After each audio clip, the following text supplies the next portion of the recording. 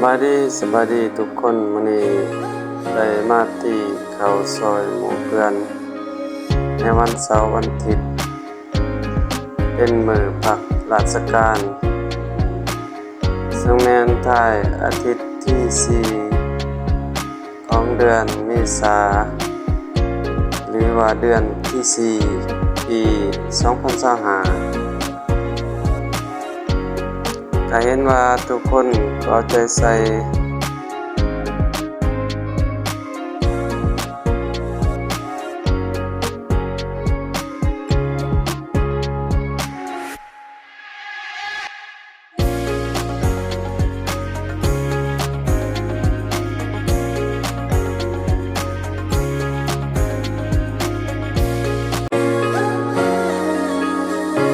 ก็มีกิจกรรม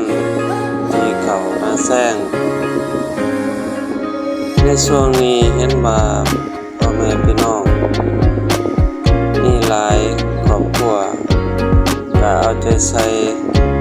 เกี่ยวเก็บเกี่ยวผลผลิตเขามาแซง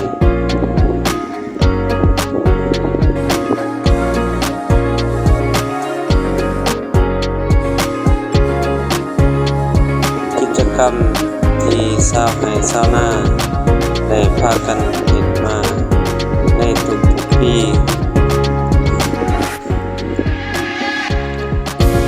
แต่ว่าในการมาซอยครั้งนี้ก็มีความสำคัญต่อหมู่เพื่อนสิ่งสำคัญการซอยที่เขาทุกคนมาซอยต้องซอยกันคนละไม้คนละมือเฮ็ดตามหน้าที่ไปแล้วตามที่ข้าพเจ้าเห็นได้จากการสังเกตในแต่ละงานสำหรับผู้หญิงแม่นโยมพรเขาถึงใส่รถปั่น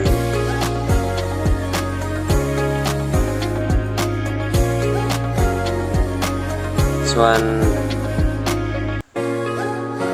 ผู้ชายเนาะเป็นผู้รับผิดชอบย่อทั้งภูเขาที่ใส่กระสอบภายหลังการที่เขาสำเร็จแล้วเจ้าภาพเชิญบรรดาหมู่เพื่อนกินข้าวสามัคคีก็มีการกินจอกเหล้าข้าวจอกเบียร์เล็กๆน้อยๆพอหอมปากหอมคอก็ถือว่าเป็นวิถีชีวิตของชาวไร่ชาวนา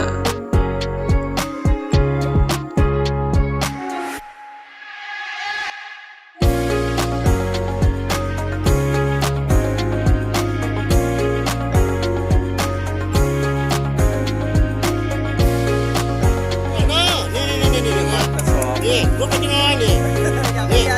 ยังเพียรจะกดยังไงนี่โอ้ใส่3 เส้นนี่พี่น้องนี่มัดนี่มันยังไงนี่มันเพียรนี่มัดนี่สอบเขาพี่น้องเด้อไปเบิ่งผู้ที่มัดเองใส่เส้นเดียวบ่นี่มัดนี่ใส่3 เส้น